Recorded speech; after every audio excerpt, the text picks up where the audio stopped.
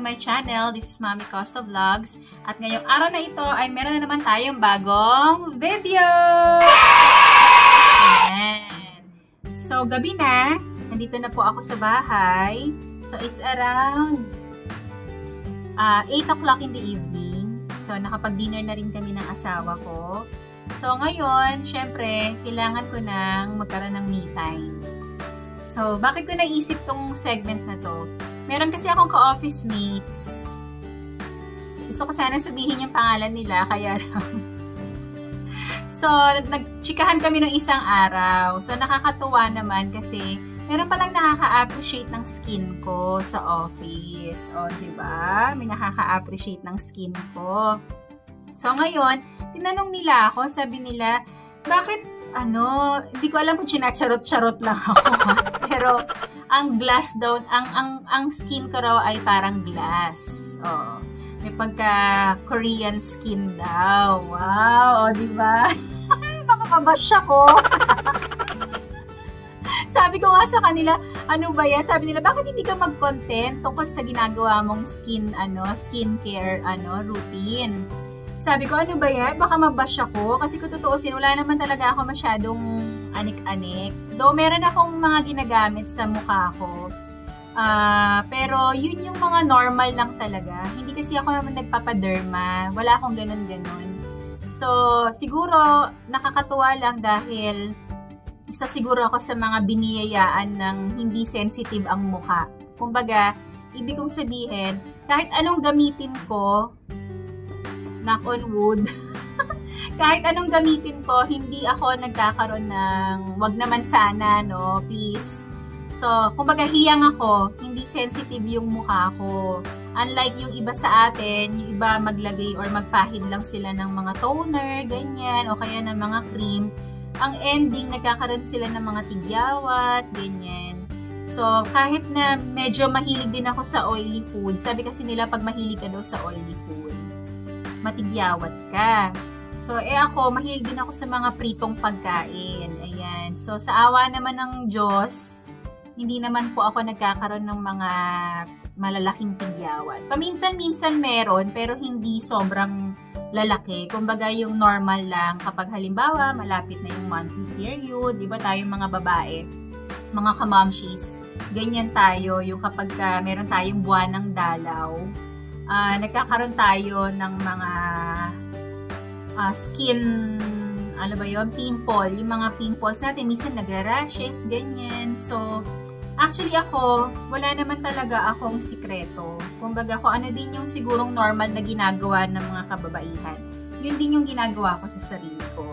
Pero I make it a point na kahit papano, nag-i-spend po ako sa balat ko. Dahil syempre, nagkakaedad na po tayo, hindi naman natin maitatago yun. So, kailangan we have to take good care of our skin.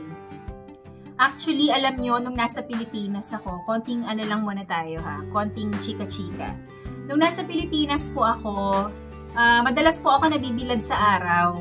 Kasi yung nature of work ko, lakad ako ng lakad.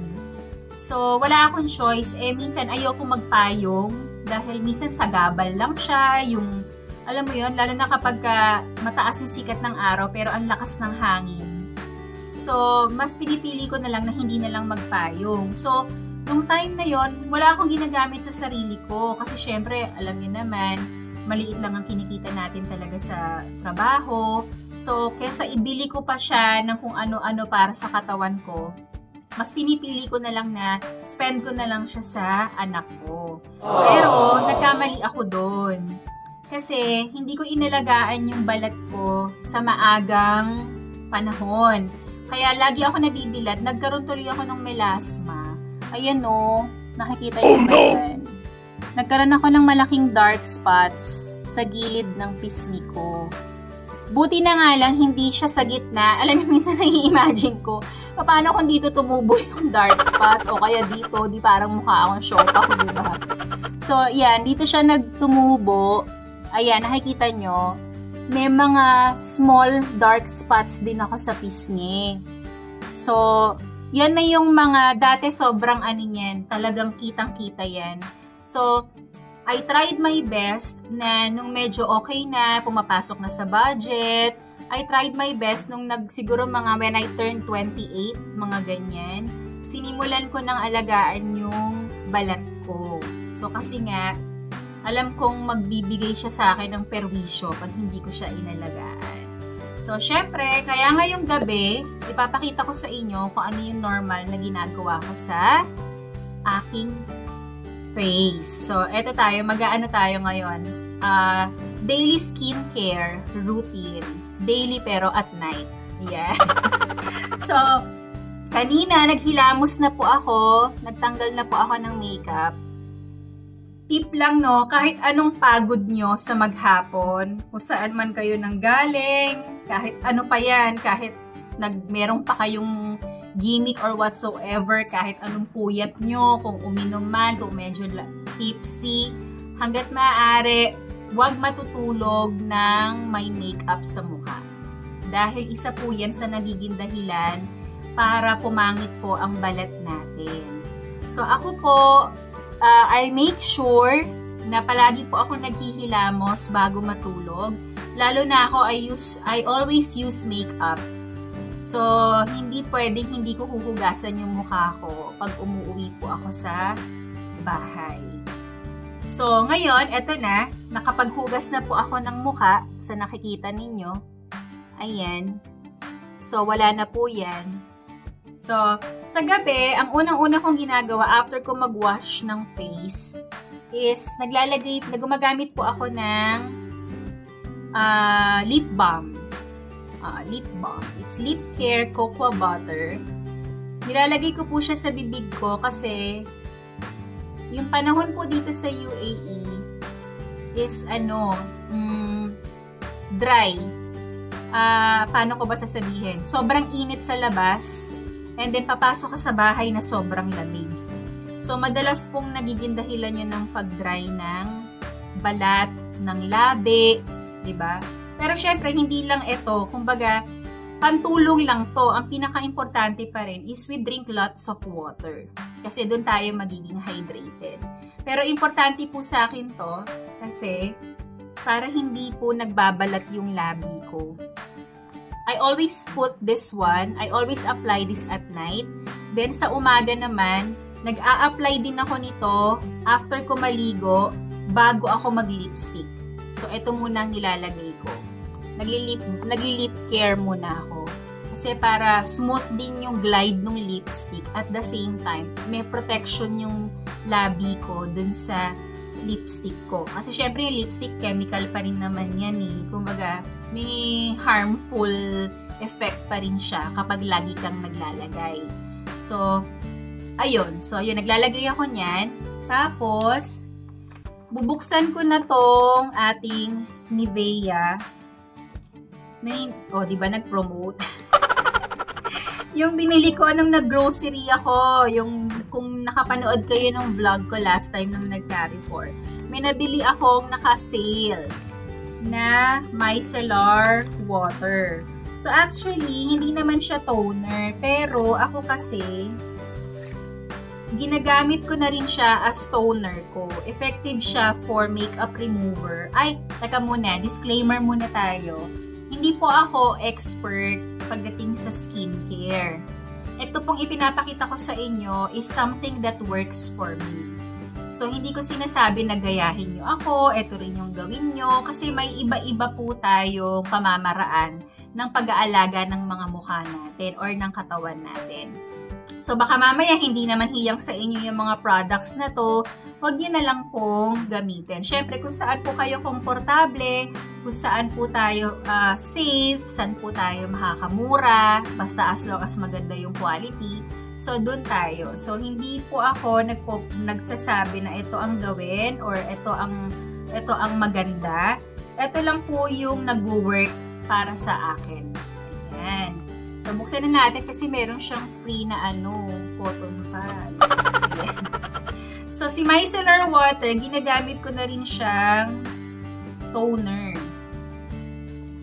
Ayan. So, na-search ko rin siya. So, 5-in-1 micellar water, makeup remover, cleanser na rin siya, nagha-hydrate na rin siya for sensitive skin. Ayan. Minsan mainam din yung kahit hindi ka sensitive. Always choose product, para sa akin always choose product na for sensitive skin. Para, kumbaga, may kasiguraduhan ka na safe siya sa balat mo. Yan. Minsan may nakalagay for all skin types, ganyan. So, ngayon, lalagay na tayo ng toner or ng micellar water. Ayan. So, ayan. Ginaganyan ko lang po yan dyan. Ayan.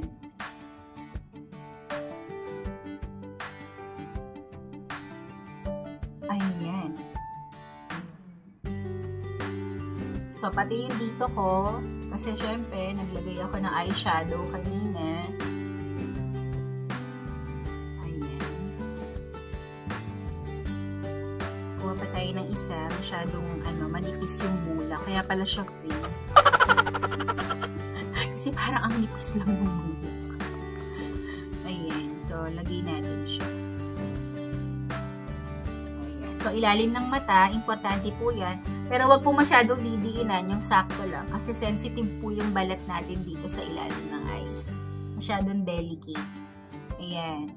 Then, yung kabila naman, dinoble ko po siya ha. Kasi sayang. So, idadamay ko po yung leeg ko. Palagi ko pong dinadamay yung neck. Kasi yung neck po natin, part yan ng ating face. Ng balat ng face natin. So, ayan.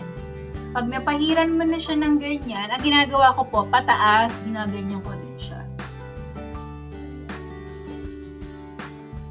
Ayan. Tapos, alam nyo ba, may tip ako sa inyo. May napanood ako, sa vlog din siya. Nagbigay siya ng tip, ng face exercise. Kasi syempre, di ba pag nagkakaedad po tayo, ang unang-unang nagsasag sa atin yung leeg. So, may tinuro siya. So, palagi ko rin po yun ginagawa. Minsan nakikita nga ako ng asawa ko. Siguro iniisip ng asawa ko mukhang tong babaeng ito nababalo na yata. So, ganyan lang po yun. So, ang ginagawa ko, titingala akong ganyan. Tapos, gumaganyan po ako. O, diba? Mukha akong tanga. Ayan. Nahihila yung face ko dito. I mean, yung balat ko. O, ganyan lang. Ayan. So, 10 beses, ginagawa ko yun. 10 times ko siyang ginagawa. Ayan. Tapos, sabi nila, tap, tap, tap, tap, tap, tap, para ma-absorb ng skin mo yung pinahid mo. Ayan. So, kung malinis na po yung face, normally po, naglalagay din ako ng serum. Sa Korea, ang pronunciation nila serum. Serum. Naglalagay din po ako ng serum. Pero, this time, ipapakita ko sa inyo yung isang ginagamit ko. Twice a week, gumagamit po ako nito. So, ngayon, Monday. Ang susunod na gamit ko po nito ay Thursday. Yan. Eto. Yan. Nakikita ba? O, diba, kala mo naman, vlogger na vlogger. Ayan. Nabili ko po to sa Watsons. Ayan. May Watsons din po dito sa UAE. So, it's a mask, serum mask. It's whitening serum mask for dull and uneven skin. May kasama na siyang vitamin C. Tapos, for whitening siya, tsaka nagba-brighten din siya.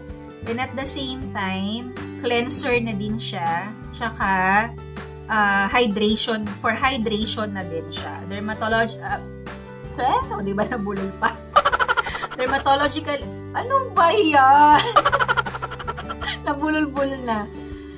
Dermatologically tested, suitable for sensitive skin, made in Korea. Annyeonghaseyo. Yan. So, eto po yun. Twice a week lang po ako gumagamit nito. So, yung mga araw na hindi po ako gumagamit nito, naglalagay po ako ng serum. After ko mag-toner, nagse-serum po ako. Meron akong serum dito. Ayan. So, ito yun. Ginagamit ko rin siya. Corrector siya, serum. Plumps the skin, soothes redness, and reduces dark spots. Ayan. Since may mga dark spots ako, actually napansin ko din po na medyo naglalighten na tong melasma ko dito. Ayan. Maniwala ka lang. Mangyayari. So, ito. After nyan, ito po ang ilalagay ko. So, ipapakita ko sa inyo ang paglalagay nito. Ay, tumutulo siya. Yan. Papakita ko sa inyo yung paglalagay nito. Yung sobra, actually, pinapahid ko siya sa leeg. Ayan. Happiness ko po ito, mga kamamshies. Sobrang happiness ko po. Parang ito na po yung ginagawa kong konsuelo para sa pagtatrabaho ko dito bilang isang OFW, yung maalagaan ko rin yung sarili ko, diba? Sa pamamagitan ng mga ganitong kaartehan. Ayan. So, diba, magmumukha tayong zombie, ay hindi pala, mommy. Ano ba to? Ayan. So, ilalagay po natin ito dito, then i-leave lang po natin siya for 15 to 20 minutes.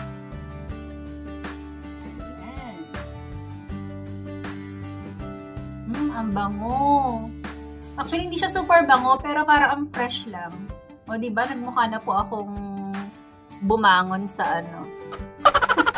Tapos yung sobra po, hindi na ako makapagsalita. Yung sobra po, ginaganyan ko po siya sa leeg ko. Ayan. Okay. Tapos, i-leave lang po natin ito ng 15 to 20 minutes. Then, I'll be back. Okay? 2,000 years later. Hi, vlog. Ayan. So, nagbabalik po tayo, mga kamamshies. Okay na po. Natapos na yung ipinatong ko sa mukha ko. Ayan. So, kung nakikita ninyo, ayan o, medyo parang nangingintab-ngintab pa yung face ko, diba? Hindi naman siya super perfect, pero as in talagang makikita mong parang sobrang hydrated nung balat. Oh, ayan o. Oh, diba? Nakita yung mga kintab-kintab na yan, diba? Parang pinahiran ko ng olive oil. Ayan. So, after nyan, tap lang ng face para ma-absorb ng balat natin yung pinahid natin. Ayan. Now, after nun, naglalagay po ako ng, after ko mag-mask, or kapag hindi naman ako nagmamask, after ko mag-serum, naglalagay po ako ng night cream. Ayan. So, yung night cream, yun na po yung pinaka-moisturizer ko. So, naglalagay po ako ng night cream. Ito po yung night cream ko. Actually, paubos na siya. So, ginagawa kong scooper yung kuko ko. Ayan. So, naglalagay po ako ng night cream. Medyo dinadamihan ko kasi yung excess po sa leeg.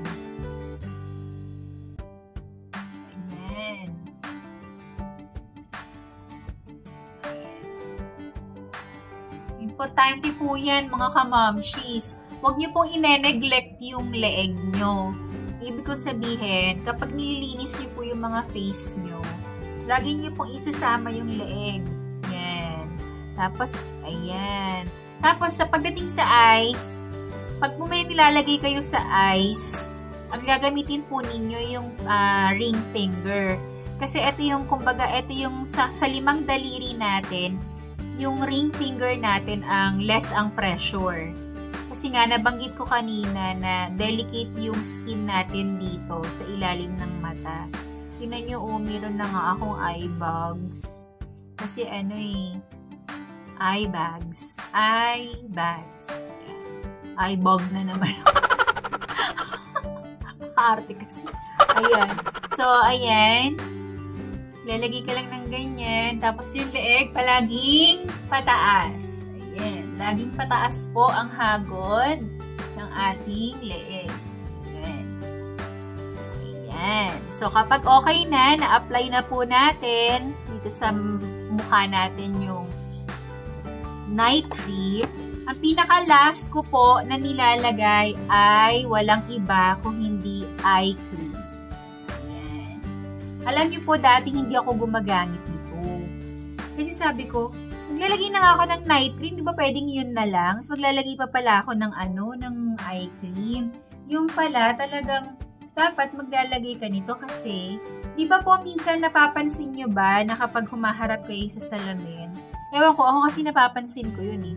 Parang minsan dito nagkakaroon ako ng mga guhit-guhit dito na hindi ko maintindihan saan nanggaling. Hindi dito parang may merong ganong-ganon. So, importante pala talaga na naglalagay tayo ng eye cream. So, dito lang po yan. Tapos, dab lang yan. Ayan. So, idadab ko lang siya. Ang daming dab nun. Ayan. Pati din dito. So, tap. Dab. Ayun po. Bahala na kayo kung anong tunog. Ayan. So, less pressure. Kaya dapat yung ring finger po natin ang ilalagay natin. Ayan.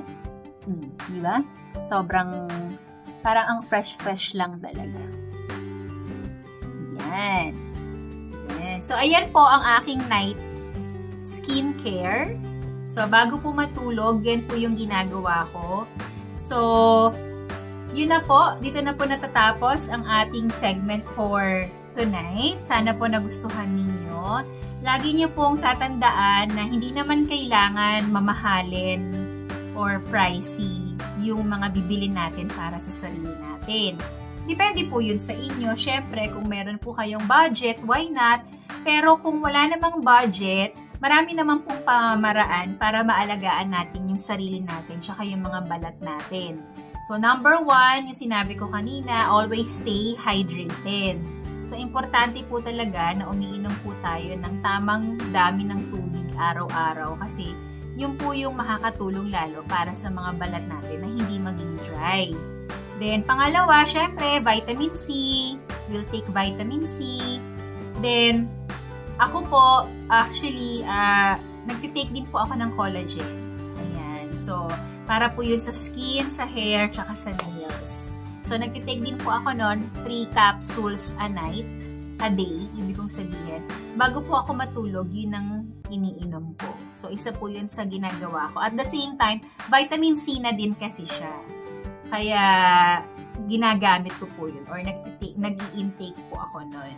Pero kung wala naman po, basta gamit lang po tayo ng mild soap, tsaka ng clean water. Basta po yung mild soap, huwag po natin gagamitin sa katawan. Kailangan separate po yung sabon natin sa mukha. Kasi syempre, iba po yung texture ng face natin. Yung skin ng face natin compared sa texture or sa kung ano yung salat, no? Kung anong klaseng balat yung nasa katawan natin. So, sana nakakuha po kayo ng tip sa segment kong ito. Maraming salamat po sa panonood. If you are new to my channel, please don't forget to subscribe, like, and share. Mommy Costa Vlog. See you again next time. Always remember, life is beautiful. Good night!